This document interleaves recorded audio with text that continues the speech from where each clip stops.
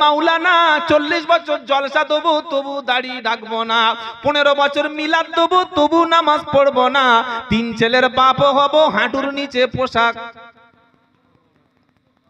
বুড়ো হয়ে গেছে দেখি কাপড় এই পর্যন্ত তুলে ঘুরছে, মরার ভয় আছে? হ্যাঁ, বোরকা হিজাব তখন পরবে যখন ওর শরীরের চামড়াটা পুরো কিসমিসের মতো খিঁচে যাবে। যখন টাইট ছিল, স্কিন টাইট, দেখতে সুন্দর, একদম ল্যাংড়া আমের মতো, তখন মুখে ওই মেকআপ, ঠোঁটে লিপস্টিক, আর একদম হট ড্রেস পরে, ছোট ন্যারো গেঞ্জি পরে, টাইট প্যান্ট পরে এমন করে জলসার দিন ঘুরছে, রাস্তায় ঘুরছে, মেলায় ঘুরছে, বাজারে ঘুরছে, মাজারে ঘুরছে, এখানে মেলায় ঘুরছে, মসজিদের সামনে ঘুরছে। ও দেখলে মনে হবে যেন খ্রিস্টানের বাচ্চা, মুসলমানের বাচ্চা না। মুসলমানের মেয়ের মুখ দেখা যায়, মুসলমানের বউর মুখ কোনদিন কেউ দেখতে পায়? মুসলমানের বউয়ের পিঠের অবস্থা কেউ দেখতে পায়? মুসলমানের মেয়ের অবস্থা মুখের কেউ দেখতে পায় না। ফাতেমার মুখ পৃথিবীতে কেউ দেখে নাই, আয়েশার মুখ পৃথিবীতে কেউ দেখে নাই, আম্মাজান খাদিজার মুখ পৃথিবীতে কেউ দেখে নাই, মারিয়ামের মুখ পৃথিবীতে কেউ দেখে নাই, আম্মাজান হযরতে ফাতেমার বোন ফাতেমার মুখ পৃথিবীতে কেউ দেখে নাই। তবে তো ছিলেন তারা জান্নাতি নারী। নিজে যাচ্ছি আর বউটাকে নিয়েও জাহান্নামে চলে যাচ্ছে। মুসলমান বলে দাবি করব? বাবাজিরা, আল্লাহ ভাইরা, তাহলে ঈমান বাড়বে কিসে? কোরআন শুনবো, কোরআন পড়বো, কোরআন আমল করব, আস্তে আস্তে পাপের রাস্তাটা ছেড়ে দেব, আল্লাহর উপরে ঈমান আল্লাহ বাড়িয়ে দেবে। বলুন না সুবহানাল্লাহ। তাহলে আমাদের ঈমানের অবস্থা কোন জায়গায়? যদি ফজরের সময় ঘুম ভেঙে যায়, যদি জোহরের সময় মসজিদে গিয়ে বসতে পারেন, আসরের সময় যদি মসজিদে বসতে পারেন, আর রাত যখন 2-2:30 বেজে যাবে না, একটু ঘুম ভেঙে যাবে। সুবহানাল্লাহ বলেন। ইমামে আজম, আমরা যে ইমামকে অনুসরণ করে চলি, ওই ইমামের নাম হলো ইমামে আজম আবু হানিফা রাহমাতুল্লাহ আলাইহি। এশার নামাজ পড়ে তিনি একটু শুয়েছেন, সামান্য একটু শোয়ার পরে হঠাৎ করে উঠে দাঁড়িয়েছেন, ওযুটা করে পবিত্র হয়ে নামাজে দাঁড়িয়ে গেছে। সূরা ফাতিহা পড়া শেষ, সূরা ফাতিহার পরে মিনিমাম 3টি আয়াত পড়া। কি এই যে জানেন না, কোরআন পড়া নামাজের মধ্যে কি ভাই? কোন জায়গায় আসলাম গো? ফরজ জানে না, তো কিয়ামতের আলামত এখানেই শুরু হবে। নবী বলেছেন কিয়ামতের পূর্বে ইলম তুলে নেওয়া হবে। ইলম কিভাবে উঠবে? কোরআন থাকবে, হাদিস থাকবে, বুখারী, মুসলিম, আবু দাউদ, নাসাই, ইবনে মাজাহ থাকবে, কিন্তু কোরআন পড়া, হাদিস পড়ার লোক পাওয়া যাবে না। বড় বড় আলেম যখন পৃথিবী থেকে বিদায় হবে, আল্লাহ আলেমদের মাধ্যমে ইলম শূন্য করে দেবে। মানুষ তখন ফরজের বিষয়ে ঝগড়াঝাটি শুরু করবে। জিজ্ঞাসা করবে ফরজ কটা? ফরজ পর্যন্ত জানে না। বাবাজিরা, আল্লাহ ভাইরা, জ্ঞানীজনেরা, সুধী মানুষেরা, ন্যায়নিষ্ঠবনেরা, কথা বোঝার চেষ্টা করুন, কথা মানার চেষ্টা করুন। নামাজের মধ্যে কোরআন পড়া, জোরে বলেন, ফরজ। কোরআনটা ভুল পড়া না, সঠিক করে পড়া ফরজ। ওযু যদি না থাকে, ওযু না থাকলে নামাজ হয় না। হাঁটুর উপরে কাপড় থাকলে নামাজ, মাথায় টুপি না থাকলে নামাজ হবে না। কে বলেছে? পাগলা কথা, মাথা নাই টুপি দ্বারা নামাজ হবে না।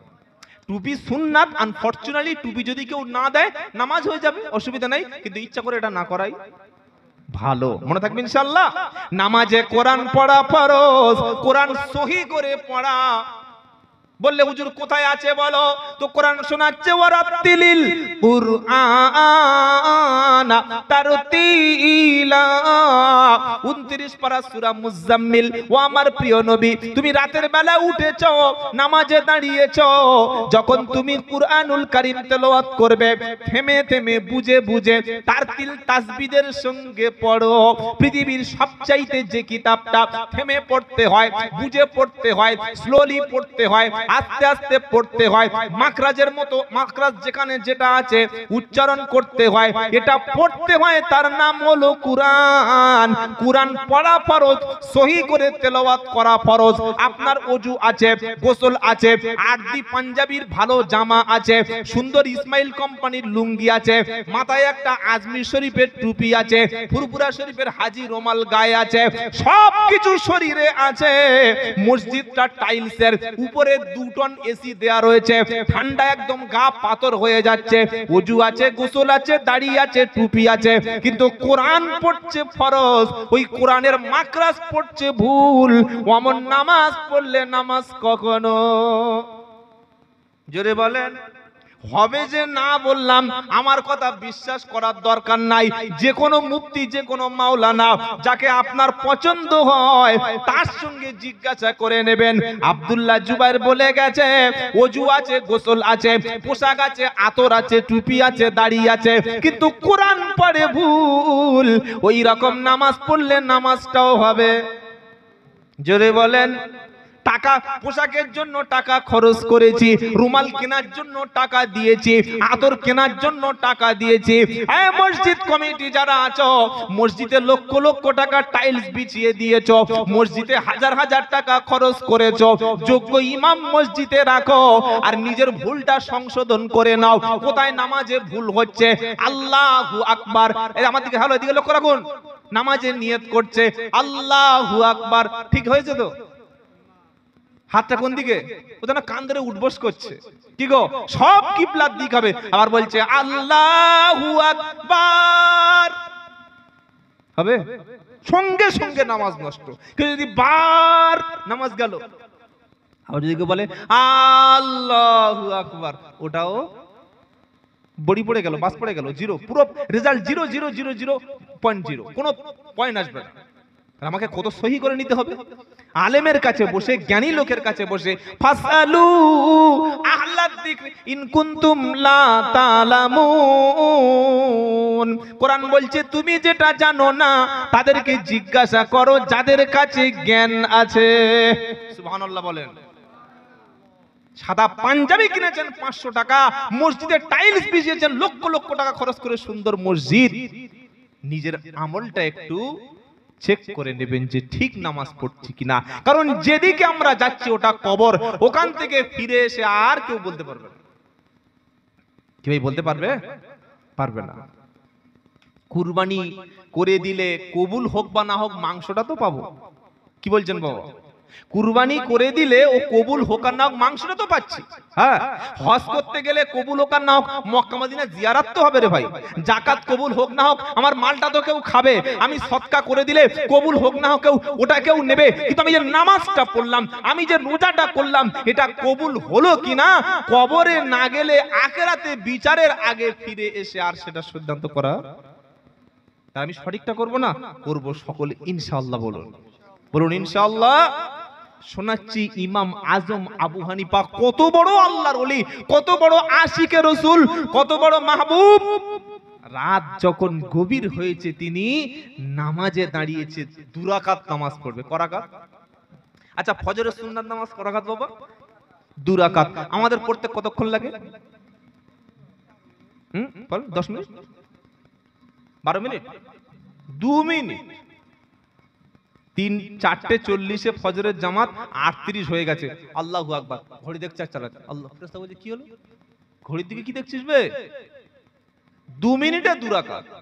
আহা, ইমামে আজম আবু হানিফা রহমতুল্লাহ আলাইহি রাতের বেলা নামাজে দাঁড়িয়েছে, কারণ রাতের নামাজে আল্লাহকে খুশি করা যায়। তাতাজাফা জুনুবুহুম আনিল মাদাজি ইয়াদউনা রাব্বাহুম খাউফাও ওয়া তামা ওয়া মিম্মা রাযাকনাহুম ইউনফিকুন ফালা তা'লামু নাফসুম মা উখফিয়া লাহুম মিন কুররাতি আয়ুন জাযাআম বিমা।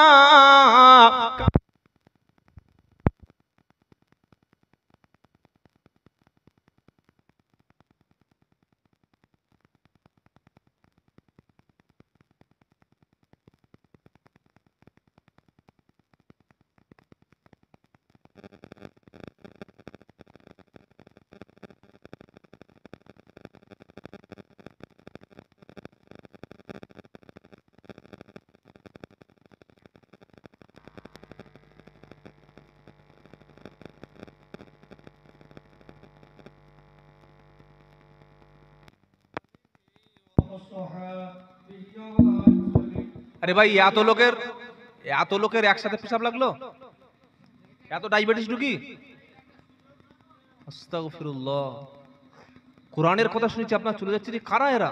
ভাই দেখুন, বসুন বসুন। মাওলানা আব্দুল্লাহ জুবাইর সাহেব আমাদেরকে কোরআন শরীফ থেকে তাফসীর করে করে সুন্দরভাবে বোঝাচ্ছেন। আমাদের অন্তর ঠান্ডা হয়ে যাচ্ছে। আমরা হাফেজ আলেম এখানে বসে আদবের সঙ্গে হুজুরের বয়ান শুনছি। মেহেরবানি করে কমিটির ভাইদের বলছি, গ্রামবাসী মেহমানদের বলছি, দয়া করে আপনারা মেহেরবানি করে মজলিসের মধ্যে এসে বসে যান। দেখুন, আজকের তিনি আমাদের এই বক্তা, বিশেষ আকর্ষণীয় বক্তা, উনি অনেক সুন্দর বয়ান করছেন। এই বয়ানগুলো শুনি এবং আমরা আমাদের জীবনে আমল করার চেষ্টা করি ইনশাআল্লাহ। আর আমার পরে আমার প্রধান বক্তা ভাই চলে এসেছেন, আব্দুল্লাহ মারুফ সাহেব, আপনারা সবাই চেনেন। তিনি অনেক আগে চলে এসেছেন, খুব কম সময়ের মধ্যে, আর কয়েক মিনিট পরে তিনি চলে আসবেন। সুতরাং মজলিসটা নষ্ট করবেন না ইনশাআল্লাহ। দেখি একবার তাকবীর দেন, দেখি নারাই তাকবীর, নারাই তাকবীর। আলহামদুলিল্লাহ। শোনাচ্ছিলাম, রাতের বেলা ডাকলে, রাতের বেলা তাহাজ্জুদে কাঁদলে কে খুশি হয়? পারা নাম্বার 21, পৃষ্ঠা নাম্বার 15, লাইন নাম্বার 7, আয়াত নাম্বার 16, সূরার নাম সাজদা। কোরআন শোনাচ্ছে, তাতাজাফা জুনুবুহুম আনিল মাদাজি'i ইয়াদউনা রাব্বাহুম খাওফাও ওয়া তামা ওয়া মিম্মা রাযাকনাহুম ইউনফিকুন। রাত যখন গভীর হবে, বিছানাটা তখন ইমানদার ব্যক্তির পিঠটা, চেহারাটা বিছানা থেকে অটোমেটিক আলাদা হয়ে যাবে। দাঁড়িয়ে দাঁড়িয়ে আল্লাহর কাছে ইয়াদউনা রাব্বাহুম খাওফাও ওয়া তামা, জাহান্নামের ভয়ে জান্নাতের আশায়, জাহান্নামের ভয় জান্নাতের আশা। দুটো উদ্দেশ্য রাত্রেবেলা কিসের? জাহান্নামের ভয় জান্নাতের আশা, জাহান্নামের ভয় জান্নাতের আশা। এই দুটো কারণে যে ব্যক্তি রাত্রে বেলা কাঁদবে আর দিনের বেলা তাদের অর্থ সম্পদ থেকে দান খরচ করবে, দান করবে। কোরআন শোনাচ্ছে, ফালা তাআলামু নাফসুম মা উখফিয়া লাহুম মিন কুররাতি আয়ুন।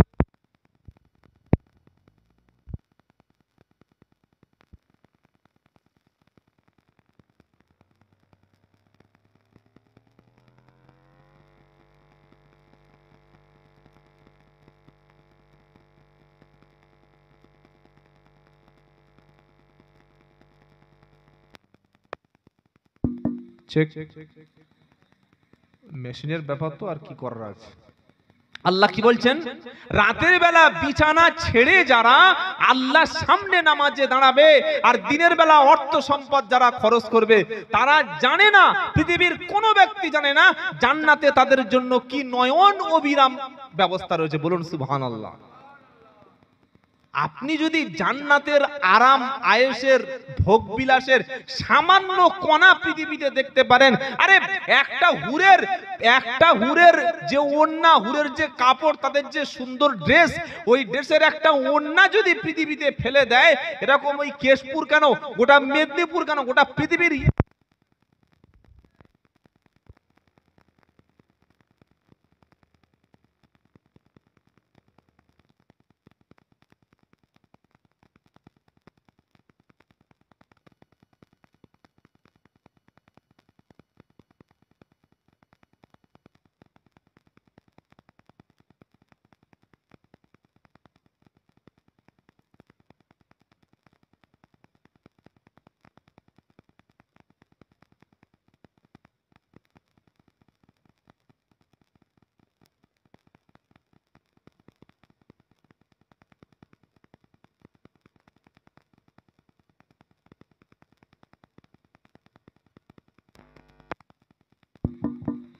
চেক। একটু জিকির করুন, লা ইলাহা ইল্লাল্লাহ, লা ইলাহা ইল্লাল্লাহ, লা ইলাহা ইল্লাল্লাহ। এই ছেলেগুলো সব দাঁড়িয়ে আছে কেন? কি সিভিক পুলিশ নাকি? এ বাবা, ভিতরে এসে বসো। কি সর্বনেশী ছেলে গো, সব যেন নতুন শ্বশুর বাড়ি আসছে। আহা হা, এসো বাবা, এসো বাবা, চলে এসো, চলে এসো। আমরা খুব কম সময় থাকবো। তাহলে কি শোনাচ্ছিলাম? জান্নাতের সুখ, আরাম, আয়েশ, জান্নাতের সুন্দর ব্যবস্থা পৃথিবীর কোনো মানুষ দেখে নাই। এমন সুন্দর পরিবেশ রাতের বেলা তাহাজ্জুদকারী ব্যক্তিদের জন্য দেওয়া হবে। সুবহানাল্লাহ। ইমামে আজম আবু হানিফা রাহমাতুল্লাহ আলাইহি রাতের বেলা তিনি নামাজে দাঁড়িয়েছে, সূরা ফাতিহা পড়া হয়ে গেছে, এবার সূরা ইয়াসিন শুরু করেছেন। ইন্না আসহাবাল জান্নাতিল ইয়াউমা ফি শুগুলিন ফাকিহুন হুম ওয়া আজওয়াজুহুম ফি দিলালিন আলাল আরাইকি মুত্তাকিউন লাহুম ফিহা ফাকিহাতু ওয়া লাহুম মা ইয়াদউন সালামুন কওলাম মির রাব্বির রহিম। এটা 23 পারা 3য় পৃষ্ঠা সূরা ইয়াসিনের 55 থেকে 57 58 নম্বর আয়াত। এটা জান্নাতি ব্যক্তিদের সম্পর্কে বলা হচ্ছে যে নিশ্চয়ই জান্নাতি ব্যক্তিরা জান্নাতের মধ্যে মনের আনন্দে ইচ্ছা মতো, যেহেতু জান্নাতে কোনো মরণ নাই, টেনশন নাই, দুঃখ নাই, চিন্তা নাই, ঘুম নাই, রোগ নাই, বিপদ নাই, সম্পূর্ণ ফ্রিলি ভাবে জান্নাতে যখন একে অপরের সঙ্গে আনন্দ করবে, গল্প করবে, আর তাদের সামনে সমস্ত যেটা অর্ডার করবে, মন যেটা চাইবে সেটা তাদের সামনে অটোমেটিক চলে আসবে। আর জান্নাতের ফেরেশতারা আল্লাহর পক্ষ থেকে তাদেরকে অভিনন্দন, মোস্ট ওয়েলকাম জানাবে, শান্তি আর শান্তি। ঘন্টা খানেক পানি হয়ে গেল, তারপর সুবহানাল্লাহ বলবেন নাকি? জোরে বলুন না সুবহানাল্লাহ। নারে তাকবীর। আল কোরআনের আলো, আল কোরআনের আলো, আল হাদিসের আলো, জনাব হযরত মাওলানা আব্দুল্লাহ সুবাইরি সাহেব। নারে তাকবীর। সূরা ইয়াসিনের জান্নাতের আয়াতগুলো এগুলো আছে। এর পরে যে আয়াতটা ইমাম আজম আবু হানিফা রাহমাতুল্লাহ আলাইহি, আমরা যে ইমামের মাসলাক অনুযায়ী চলি বাবা, কি শুনছেন আপনারা? ওই ইমাম যুগের শ্রেষ্ঠ ইমাম, তিনি তাহাজ্জুদে নামাজে দাঁড়িয়েছেন, সূরা ফাতিহার পরে ওই আয়াতটা শুরু করেছেন। কোন আয়াতটা? এখনি যেটা এই আল্লাহ তেলাওয়াত করার সুযোগ দেবেন বলবো, সেটা কি? ওয়ামতাজুল ইয়াউমা আইয়ুহাল মুজরিমুন। একটা আয়াত তেলাওয়াত করেছেন। কটা আয়াত কমপক্ষে পড়া ফরজ? জোরে বলুন। 3টি আয়াত। সূরা ফাতিহার পরে 3টি ছোট আয়াত পরিমাণ একটা বড় আয়াত পড়লেও নামাজ হয়ে যাবে। ধরুন আপনি বলছেন ইন্না আ'তাইনাকাল কাউসার ফাসাল্লি লিরাব্বিকা ওয়ানহার ইন্না শানিয়াকা হুয়াল আবতার, এতটুকু বললে নামাজ কমপ্লিট হবে, ইনকমপ্লিট থাকবে না। তিনি সূরা ফাতিহার পরে সূরা ইয়াসিনের আয়াত শুরু করেছেন। কোন আয়াত? ওয়ামতাজুল ইয়াউমা আইয়ুহাল মুজরিমুন। একটা আয়াত পড়লো, চোখ থেকে ঝরঝর করে পানি পড়লো। কেশপুরের মুসলমান আজকের বিপদ পড়লে বিবি আমার পাশে দাঁড়ায়, বাচ্চা আমার পাশে দাঁড়ায়, প্রধান আমার পাশে দাঁড়ায়, মুখ্যমন্ত্রী পাশে দাঁড়ায়, দল আমার পাশে দাঁড়ায়, ভাই আমার পাশে দাঁড়ায়, কিন্তু কিয়ামতের কঠিন মুসিবতের দিনে আল্লাহ যেদিন বলবে ওয়ামতাজুল ইয়াউমা আইয়ুহাল মুজরিমুন, হে আমার পাপিষ্টরা, হে বদকারেরা, হে আমার দুশমনেরা, আমার দল থেকে, ইমানদার ব্যক্তিদের থেকে, নামাজি ব্যক্তিদের থেকে, কোরআন ওয়ালাদের থেকে, মসজিদ ওয়ালাদের থেকে, আল্লাহ ওয়ালাদের থেকে, মুসলমানদের থেকে তোরা আলাদা হয়ে যা, আলাদা হয়ে যা। ওয়ামতাজুল ইয়াউমা আইয়ুহাল মুজরিমুন, হে পাপিষ্টরা, মুজরিমরা, অপরাধীরা, ভিকটিমরা, কনভিক্টরা, আলাদা হয়ে যা। আল্লাহ যেদিন বলবে আমি ইমাম আবু হানিফা রাহমাতুল্লাহ আলাইহি সেদিন জান্নাতে যাব নাকি জাহান্নামে যাব আমি তো জানি না। ওই একটা আয়াত তেলাওয়াত করতে করতে ফজরের আজান হয়ে গেল। আল্লাহর ওলি কাকে বলে দেখেন? আশিকে রাসূল কাকে বলে দেখেছেন? কেন তাদেরকে মানুষ স্মরণ করে?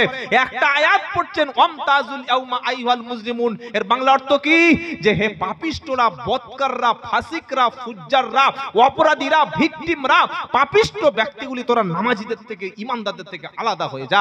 আমার নামটা যদি সেদিন আল্লাহ আলাদা করে দেয়, এনআরসির খাতায় যদি নামটা আখিরাতে আমাকে বাদ দেয়, আমি সেদিন কি করব? একটা আয়াত তিনি বারবার পড়ছেন আর সারা রাত চোখের পানি ফেলছেন। এ মুসলমান, কখনো কি আল্লাহর কাছে হাত তুলে মনে হয়েছে আল্লাহ আমি পাড়ার সবচাইতে বড় দাগী, আমি সবচাইতে বড় অপরাধী, তারপরে তুমি আমাকে দুবেলা দুমুঠো খেতে দিচ্ছ, আমাকে তুলে নওনি, আমাকে অক্সিজেন দিচ্ছ। আচ্ছা আপনি বলুন, পানি ছাড়া আপনি এক সপ্তাহ বাঁচতে পারবেন, খাবার ছাড়া এক মাস বাঁচতে পারবেন, আপনি যদি অক্সিজেন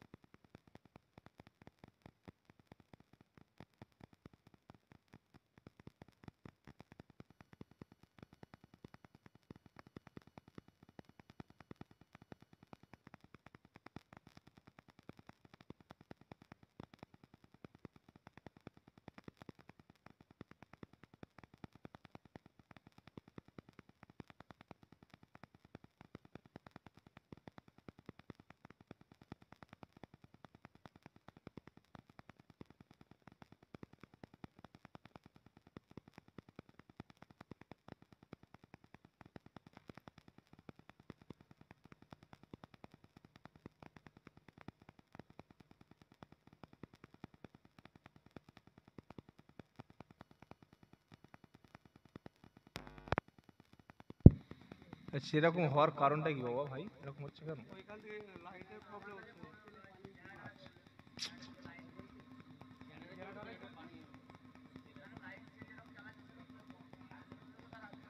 আল্লাহু আকবার।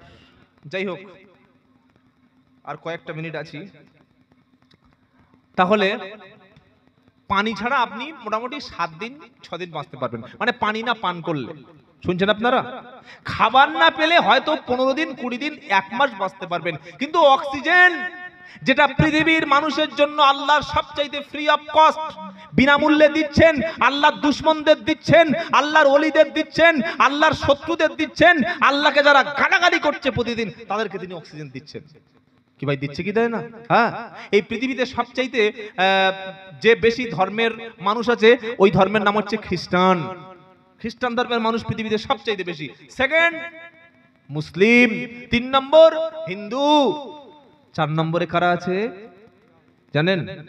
অনেকে হয়তো জানেন না।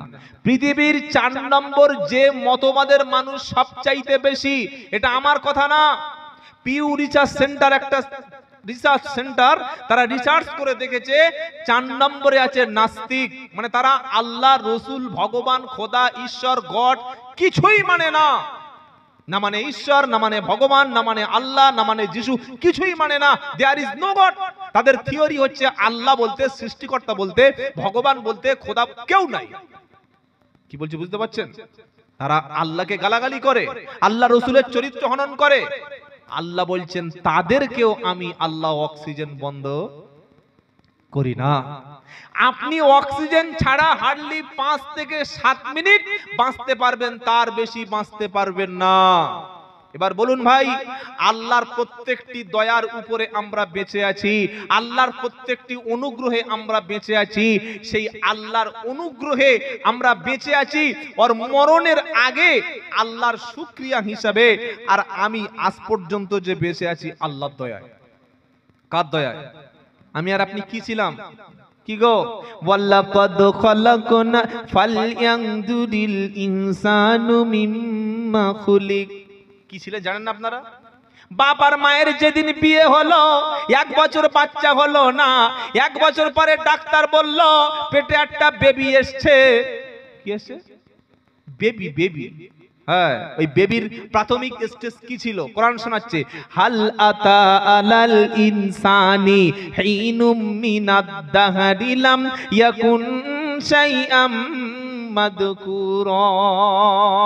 ও doctor, master, engineer, professor, prime minister, মুখ্যমন্ত্রী, এমএলএ, এমপি, ও হিন্দু ও মুসলমান, খ্রিস্টান, হাফেজ, আলেম, মাওলানা, একবার শোনো, জন্মের আগে তোমার কোনো আইডেন্টিটি, পরিচয় ছিল না। পৃথিবীতে তোমার নাম কেউ চিনতো না, পৃথিবীতে তোমার কেউ জানতো না।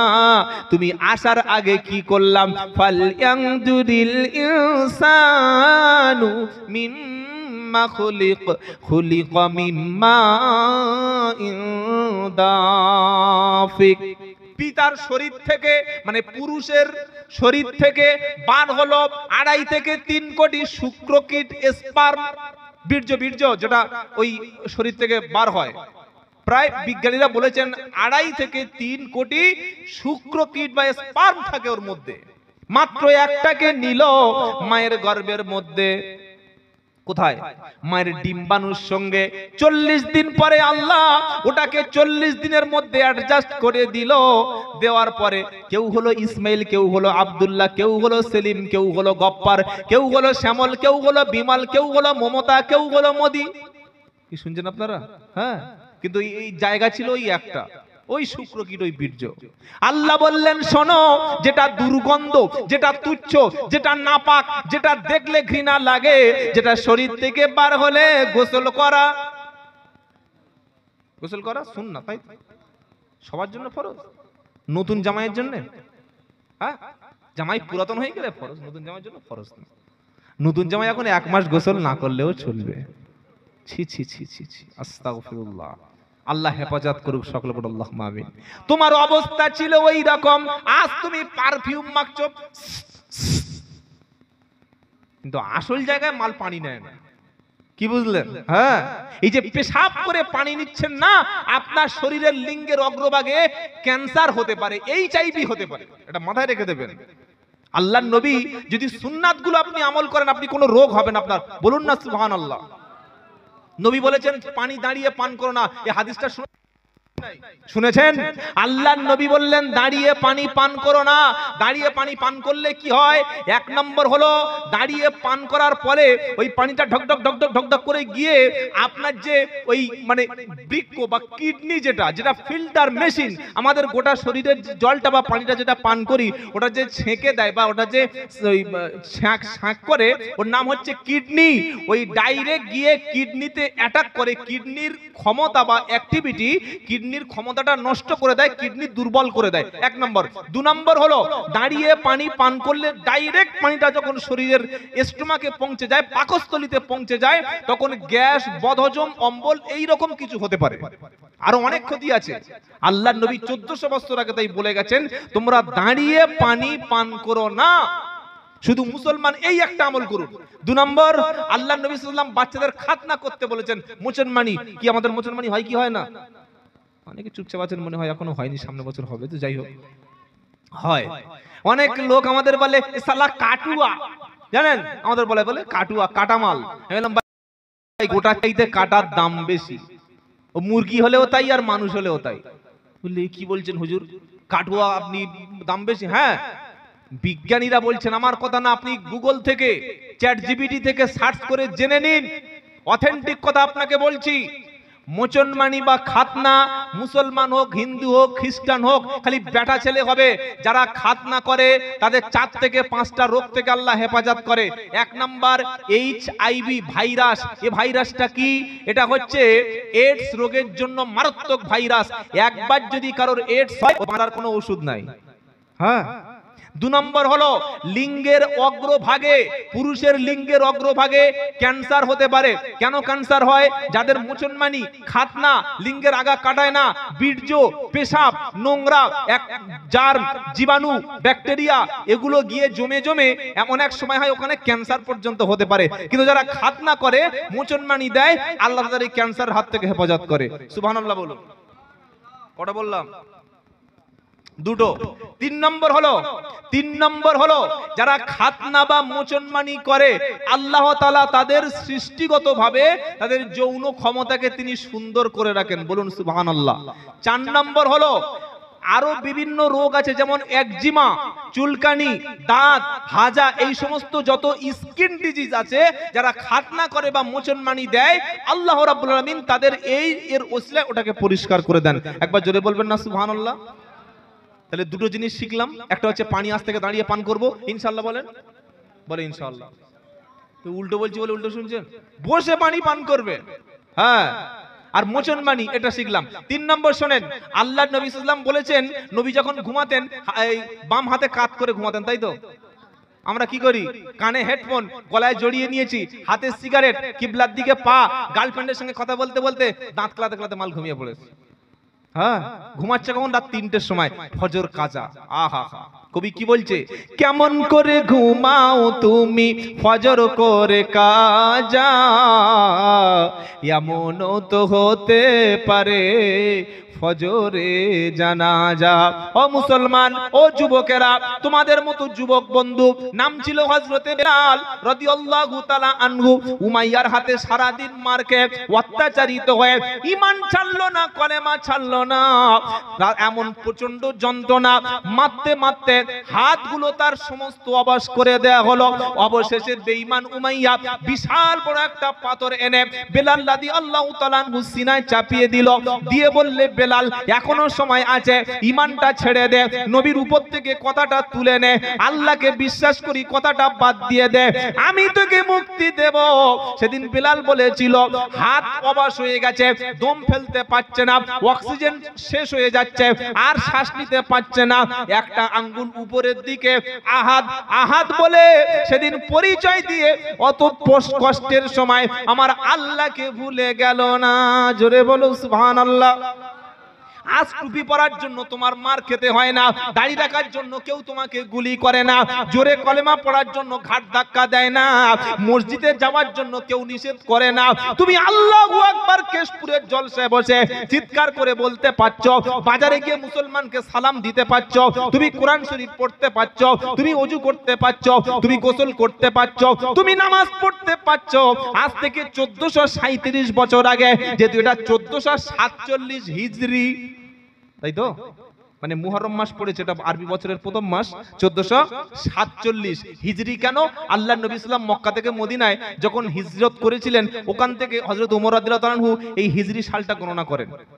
আল্লাহর নবী হিজরত করার 10 বছর পরে 10ম হিজরিতে তিনি মদিনায় ইন্তেকাল করেন। তার মানে 1437 বছর আগে আল্লাহর নবী সাল্লাল্লাহু আলাইহি ওয়াসাল্লাম আজ থেকে 1437 বছর আগে পৃথিবীতে চলে গিয়েছিলেন।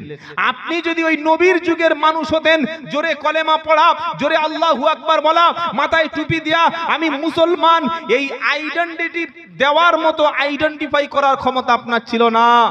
কত সাহাবা, কত পীর, কত ওলি, কত দাওয়াত ও তাবলীগের সাথী, কত মুজাহিদ বাহিনী, কত আলেমেরা, কত হাফেজেরা, কত আল্লাহওয়ালারা ওই মদিনা থেকে ইসলামটা আপনার কেশপুরে পৌঁছেছে।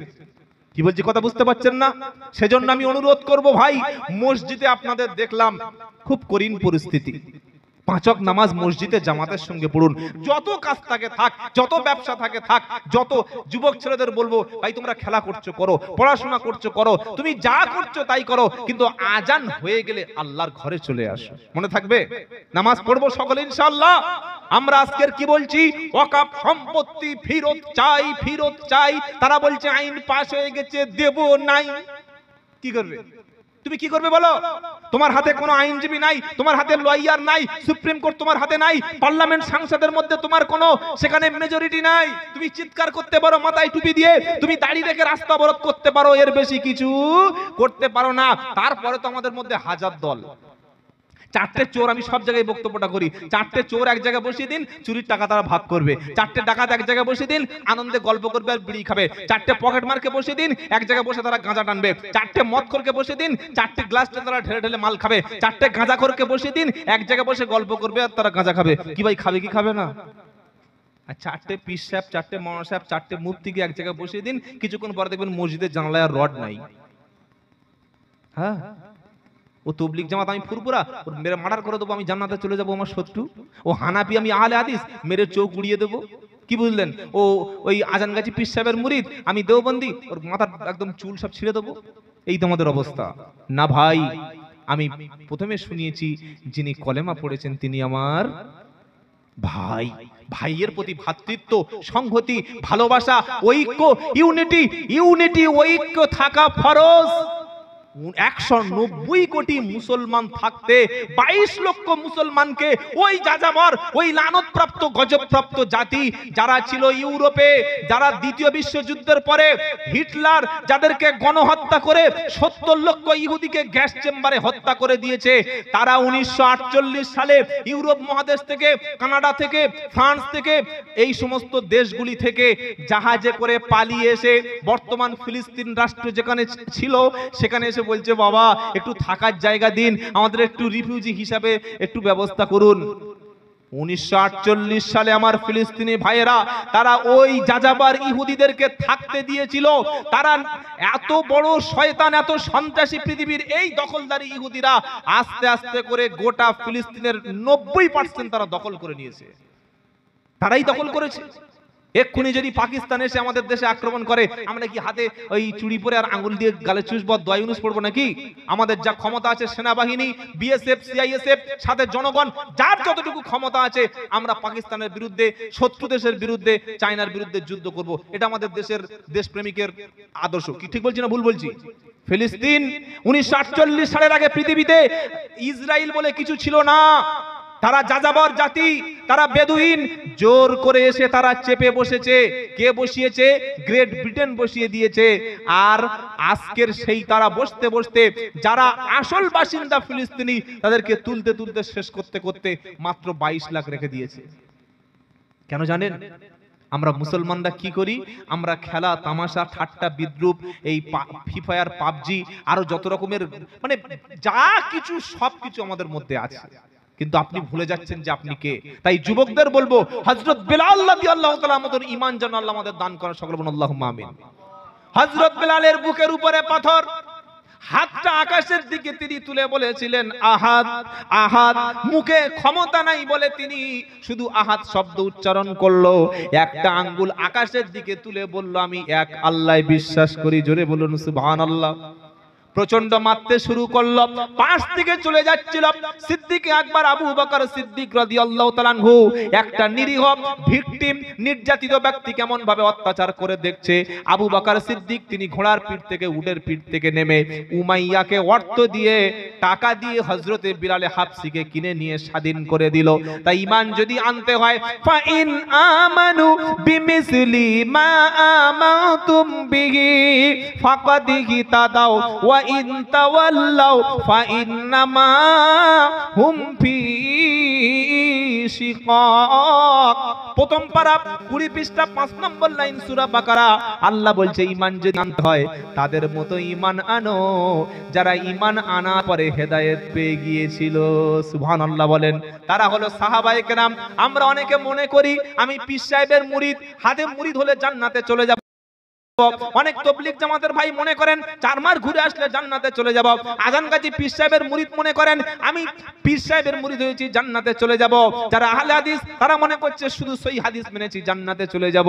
না ভাই, শুধু পীর মুরিদ, তাবলীগ জামাত, আজান গাজী, কাদরিয়া, চিশতিয়া, এই কথাটুকু বললেই আল্লাহ আমাদের সাথে বলেন, আম হাসিবিতুম আন তাদখুলুল জান্নাতা ওয়াল লাম্মা ইয়াতিকুম মাসালুল লাযিনা খালাউ মিন ক্বাবলিকুম মাসাতুহুমুল বাসাউ ওয়াদ-দাররাউ ওয়া যুলজিলু হাত্তা ইয়াকুলার রাসূল ওয়াল্লাযিনা আমানু মাআহু মাতা নাসরুল্লাহ আলা ইন্না নাসরুল্লাহি করিব। এটা দ্বিতীয় পারা সূরা বাকারা 214 নম্বর আয়াতে আল্লাহ বলছেন, তোমরা কি এমনি এমনি জান্নাতে চলে যাবে? তোমাদের পূর্বে ঈমান আনার কারণে, আল্লাহকে বিশ্বাস করার কারণে, কলেমা পড়ার কারণে কাউকে জেল খাটতে হয়েছে, মার খেতে হয়েছে, অত্যাচারিত হতে হয়েছে। এরকম জুলুম নির্যাতনের পরে সাহাবারা বলেছে, হে রাসূল বলুন কবে আল্লাহর সাহায্য আসবে? আল্লাহ শোনাচ্ছেন, আলা ইন্না নাসরুল্লাহি করিব, আল্লাহর সাহায্য খুবই নিকটবর্তী। নারায়ে তাকবীর। আল্লাহর সাহায্য আসবে মুমিনদের উপরে, বলুন ইনশাআল্লাহ। আমি অনুরোধ করে যাব যুবকদের, ভাই মসজিদে এসো। আজকের মসজিদে গেলে কত কষ্ট লাগে জানেন? আসরের নামাজের সময় ইমাম সালাম ফিরিয়ে দেখছে মাত্র 6 জন লোক বসে আছে, একটা যুবক নাই, একটা জওয়ান ছেলে নাই। অথচ আল্লাহর নবী ইসলামকে সারা পৃথিবীতে ছড়িয়ে দিয়েছিল। একদিকে আফ্রিকা মহাদেশ, একদিকে ইউরোপ মহাদেশ, একদিকে এশিয়া মহাদেশের অর্ধেকটা।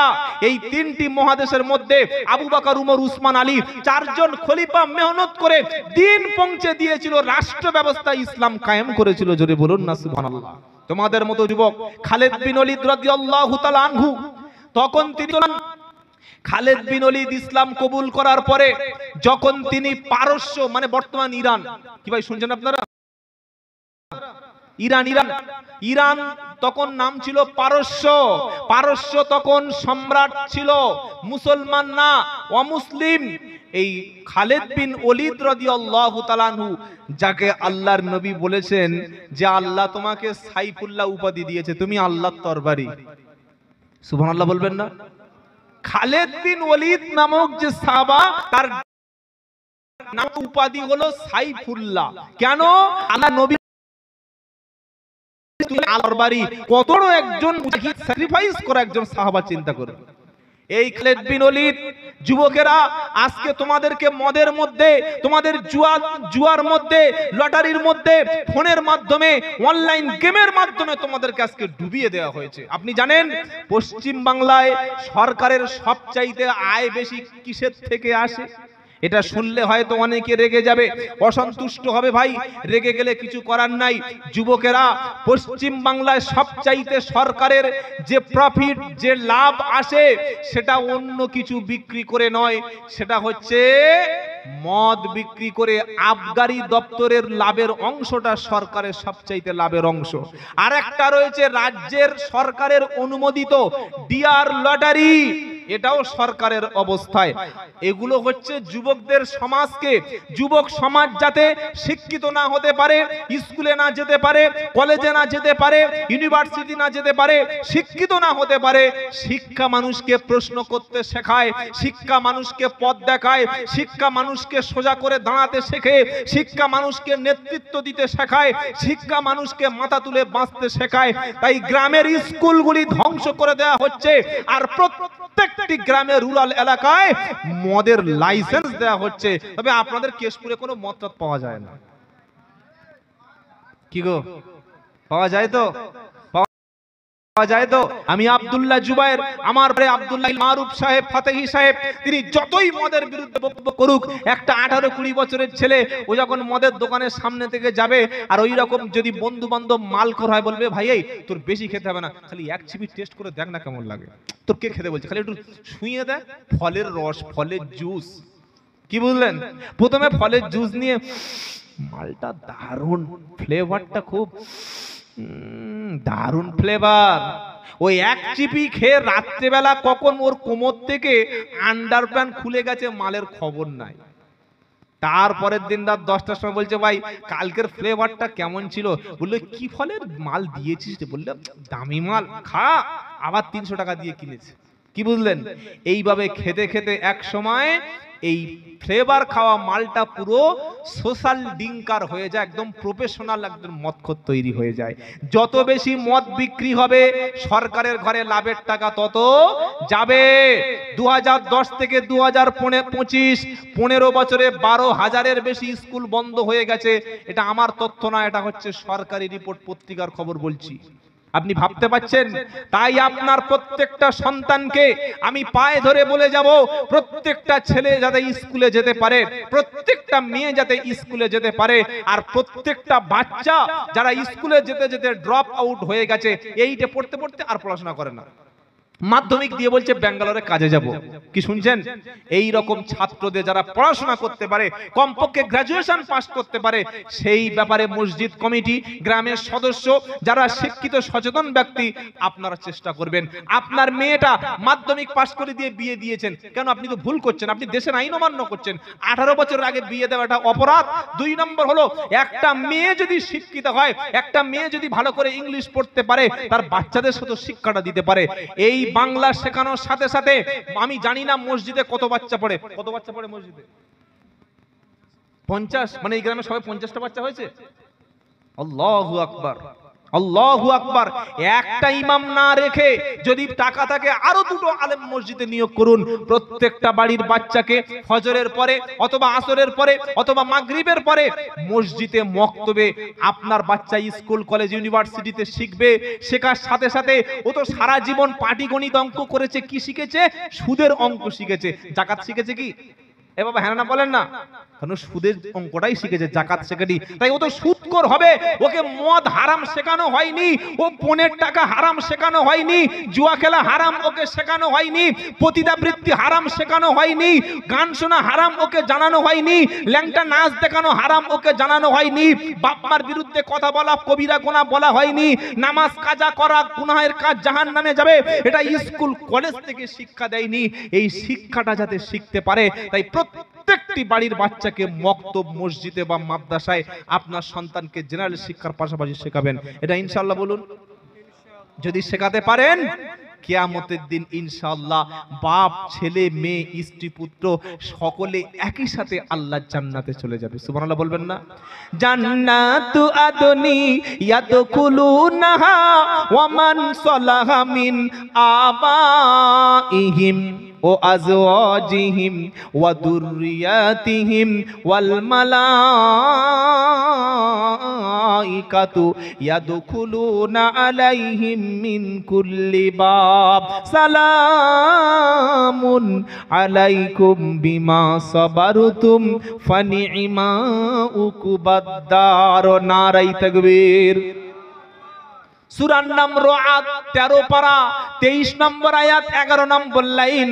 কোরআন শোনাচ্ছে, তুমি যে জান্নাতে যাবে, তোমার বাপ যদি নামাজি পরেজগার হয়, তোমার মা যদি চরিত্রবান হয়, তোমার স্ত্রী যদি নামাজি পরেজগার হয়, এই কেশপুরের মুসলমান, তোমার সন্তান যদি নামাজি পরেজগার দিনদার হয়, কিয়ামতের দিন ওই নামাজি পরেজগার দিনদার সন্তান নিয়ে আল্লাহর জান্নাতে তুমি পৌঁছে যাবে। জোরে বলবেন না সুবহানাল্লাহ? বললে হুজুর আমি নামাজি পরেজগার, দাঁড়িয়ে আছে, বোরকা আছে, আর আমার মেয়ে কলেজে পড়ার নাম করে বয়ফ্রেন্ড নিয়ে গিয়ে পার্কে গিয়ে বসে, কলেজে পড়ার নাম করে সিনেমা হলে গিয়ে রাত কাটায়, কলেজে পড়ার নাম করে অন্য ছেলের সঙ্গে এনজয় করে, আমি আমার মেয়েকে শাসন করতে পারিনি, আমার ছেলের মধ্যে দিন আমি দিতে পারিনি, আমার ছেলেকে মসজিদে নিয়ে যেতে পারিনি, আমার ছেলেকে কোরআন শিক্ষা দিতে পারিনি, তাই রাত্রেবেলা ছেলে মদ খেয়ে, গাঁজা খেয়ে, নেশা করে, জুয়া খেলে বাড়িতে ঢোকে।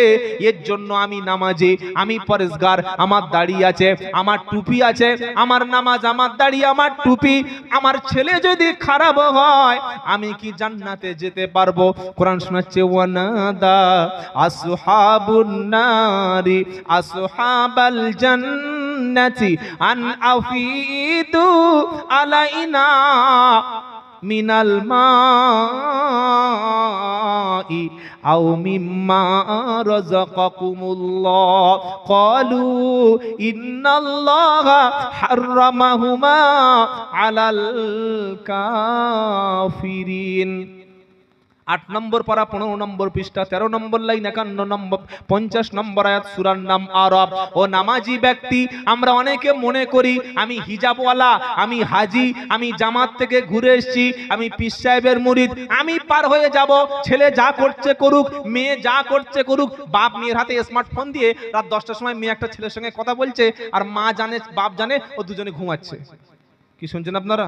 ছেলে মদখোর বন্ধুদের সঙ্গে ঘোরে, তাদের সঙ্গে একসঙ্গে বসে ক্লাবে, বাপ জেনেও কোনো প্রতিবাদ করে না। বাপ কি কিয়ামতের দিন ঠিকভাবে বিচার জান্নাতে যাওয়া যাবে বলে মনে হচ্ছে? কোরআন কি শোনাচ্ছে? ওয়ানাদা আসহাবুন নারি আসহাবাল জান্নাতি আন আফিদু আলাইনা মিনাল মা আও মিম্মা রাযাকাকুমুল্লাহ ক্বালু ইন্নাল্লাহা হাররামাহুমা আলাল কাফিরিন। সেদিন জাহান্নামী ব্যক্তিরা, আগুনের বাসিন্দারা যখন জান্নাত থেকে নিজের জাহান্নামের বাসিন্দারা জান্নাতের দিকে তাকিয়ে বলবে, ও জান্নাতি ভাইরা, ও আল্লাহওয়ালারা, নামাজি পরেজগারেরা, আল্লাহ তোমাদের ফল দিয়েছে, আল্লাহ তোমাদের খাবার দিয়েছে, আল্লাহ তোমাদের জান্নাতে হুর দিয়েছে, সুন্দর সুন্দর সবকিছু ব্যবস্থা করে দিয়েছে, তোমরা যে খাবার খাচ্ছ, খাও, খাবারের একটু অংশ কিংবা পানির একটু অংশ আমাদের দিকে দাও, আমরা একটু খাবার আর পানি খেয়ে অন্তত জীবনটা বাঁচিয়ে নি। জাহান্নামী ব্যক্তিরা যখন জান্নাতি ব্যক্তিদের দিকে খাবার আর পানি চাইবে, সঙ্গে সঙ্গে জান্নাতি ব্যক্তি উত্তর দেবে, ক্বালু ইন্নাল্লাহা হাররামাহুমা আলাল কাফিরিন। জাহান্নামী ব্যক্তিরা শোনো, জান্নাতের নাস এবং নিয়ামত আল্লাহ তাআলা জাহান্নামীদের জন্য হারাম বানিয়ে দিয়েছে। কোথায় যাবে বলো? তাই সকলে বলুন, নিজে নামাজ পড়বো, হালাল খাদ্য খাবো, সত্য কথা বলবো, নিজের ছেলে মেয়ে স্ত্রী পুত্র সবাইকে দ্বীনের উপরে চালাবো ইনশাআল্লাহ। বলেন, কোনোদিন কোনো মানুষের সমালোচনা করবেন না। নিজেকে রাত্রিবেলা